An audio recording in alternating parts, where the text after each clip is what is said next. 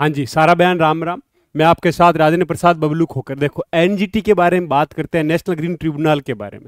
तो एग्जाम में क्वेश्चन आता है, थोड़ा ब्रीफ 2 मिनट का वीडियो रहेगा अपना कि एनजीटी आया क्या, पता नेशनल ग्रीन ट्रिब्यूनल कब। सबसे पहले आपको डेट याद रखनी है, फैक्चुअल कब आया था।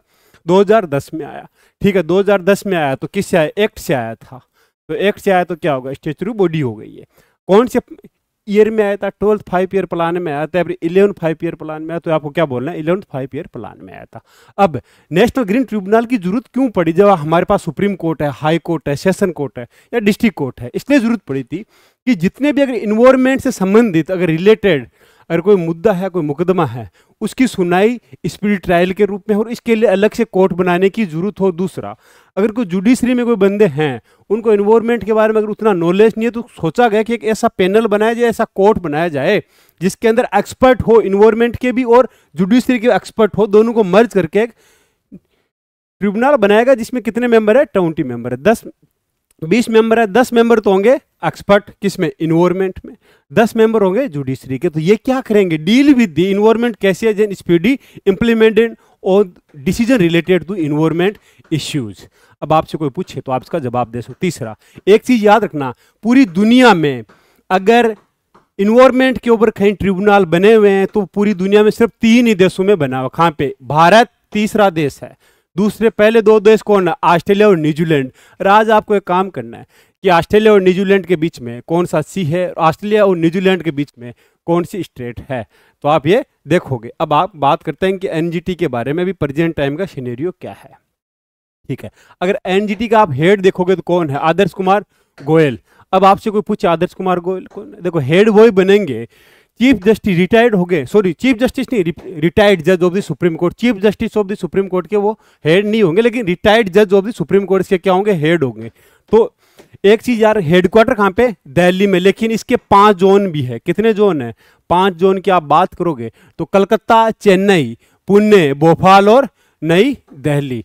तो आप 5 जोन भी यार, हेडक्वार्टर दिल्ली है लेकिन जोनल में देखोगे तो दिल्ली इसका है एक। ठीक है, फिर भोपाल बीच में, इधर पुणे। तो पुणे कौन सा आ गया, वेस्ट में। तो ये क्या होगा, नॉर्थ, साउथ, ईस्ट और वेस्ट। तो यहां वेस्ट में कौन आएगा, पुणे। साउथ में है चेन्नई। ठीक है, पी से पुणे, चेन्नई, यहाँ पे कलकत्ता ईस्ट जोन हो गया। सेंट्रल जोन कौन सा हो गया, भोपाल। और नॉर्थ जोन होगा दिल्ली। आपसे कोई पूछे इसको बता सकते हो। अब इसमें मेंबर कितने होंगे ये मैं बता चुका हूं, 20 मेंबर होंगे।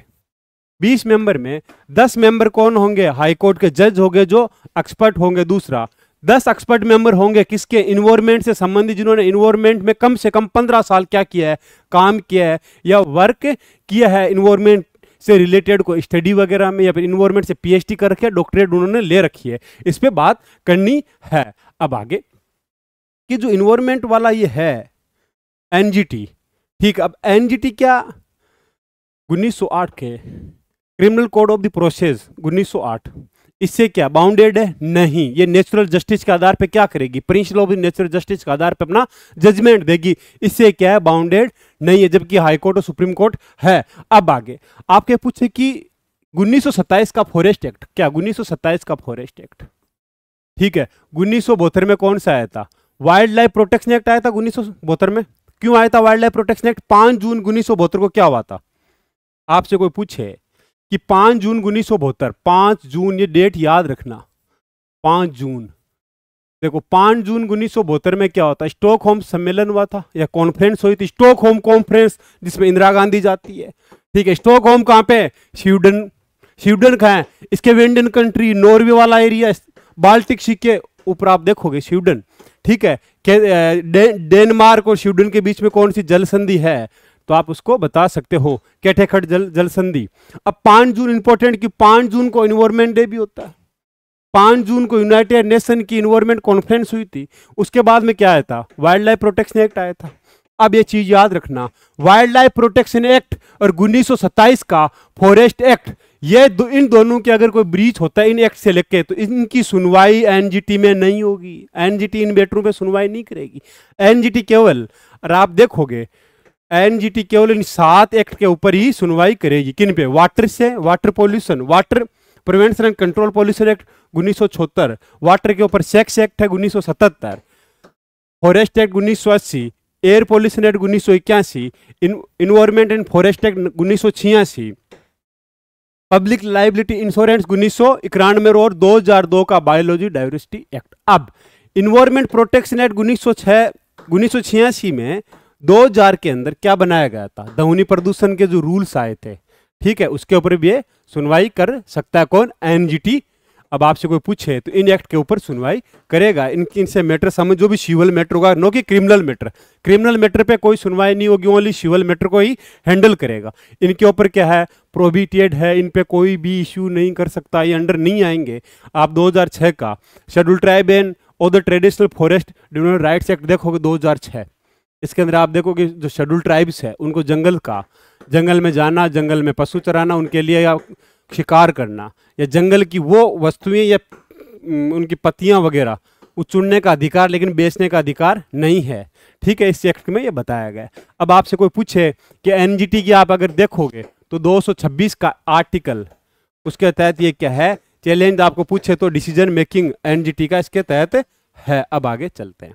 अगर एनजीटी अगर किसी को किसी मैटर में अगर इम्प्रिजनमेंट देगी तो 3 साल की क्या है, इम्प्रिजनमेंट है। फाइन कितना लगा सकती है, 10 करोड़ तक लगा सकती है, ये पावर है एनजीटी के पास, या दोनों एक साथ लगा सकती है, कौन, एनजीटी।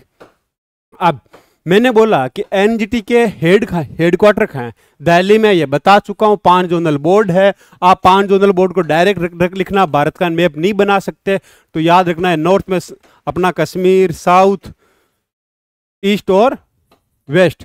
तो सेंट्रल में कौन है, यहाँ पे आप देखोगे भोपाल, मालवा का पहाड़ पठार, नीचे कौन है, विंध्या, सतपुड़ा, फिर ऊपर देखोगे भोपाल गंभीरी रिवर वगैरह। तो यहाँ पे क्या है, भोपाल इसका सेंट्रल है, कौन, सेंट्रल जोन भोपाल है। और ईस्टर्न जोन कौन सा आएगा, कोलकाता, ठीक है। और साउथर्न जोन कौन सा आएगा, चेन्नई। और आपको पूछे वेस्टर्न जोन कौन सा आएगा, पुणे। और नॉर्थ जोन कौन सा आएगा, दिल्ली। इसके ये 5 जोन एग्जाम में क्वेश्चन पूछे तो आप इसका बता सकते हो। जय हिंद, जय भारत।